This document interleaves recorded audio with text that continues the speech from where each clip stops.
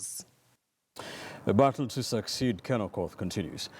As the 2010 Constitution enters 9 years since its promulgation, calls for a referendum to amend it have intensified, with the Third Way Alliance already securing the green light from the Independent Electoral and Boundaries Commission (IEBC) to forge ahead through popular initiative. On the other hand, the political class is already sharply divided on what is likely to form a referendum question. Other stakeholders, for instance, religious leaders, civil society organizations and professional bodies, remain tight-lipped. Even as it becomes clearer, a referendum is inevitable. So what exactly will give?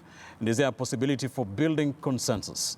KTN senior political reporter Duncan Haemba interrogates.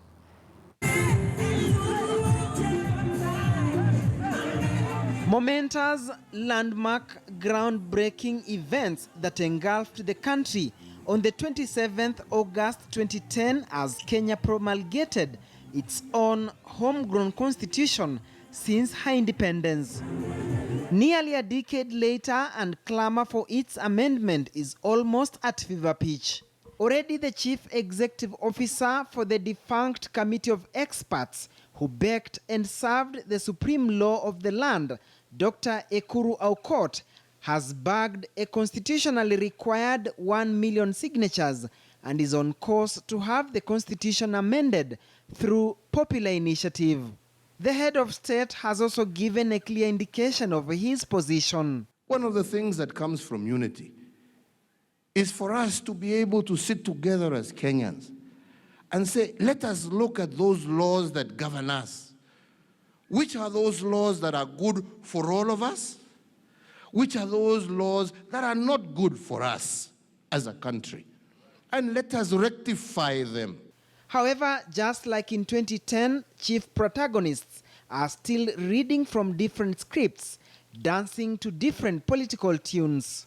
Kuna upepo, ile upepo mkali, Waswahili unaita dharba, inatoka mashariki kuelekea magharibi, kaskazini kuelekea kusini. Itachukua takataka yote ya Tanga na kupeleka baharini.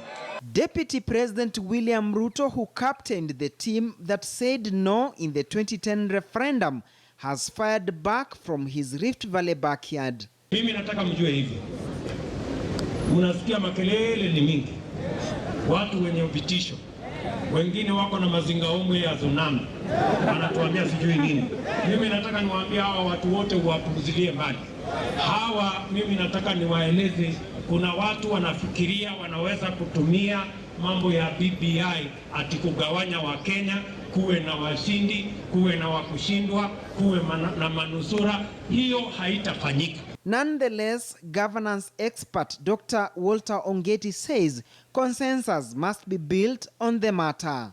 If those two support, then it will be a high time to also look for other stakeholders. Remember, the larger civil society is still quiet. The church is still largely silent. And of course, when the rubber meets the road, if it does, then all these groups will wake up. And whoever therefore will be tasked with carrying this mantle must be somebody who appreciates stakeholder management proper. Look at the interests and influences of all these stakeholders and bring those stakeholders on the table. What does it take in building consensus in such a scenario before the framing of a referendum question? You have to clearly map out stakeholders in terms of their influence and in terms of their interests. And the more stronger they are, the more you have to engage them. I don't think that it will be something that one wants to approach using force. But of course, then the popular support in terms of the political muscle cannot be ignored. As far as the tussle between proponents of the Building Bridges initiative and those uncomfortable with the initiative, Dr. Ongeti says, we must always remember the philosophy of constitutional making.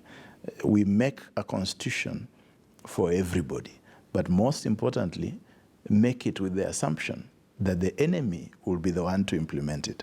That way, you can have a comfortable space occupying a certain corner within the implementation of that constitution, assuming it is the enemy who is going to carry the mantle of implementing the constitution. Recommendations from the BBI task force are expected to be handed in any time in September.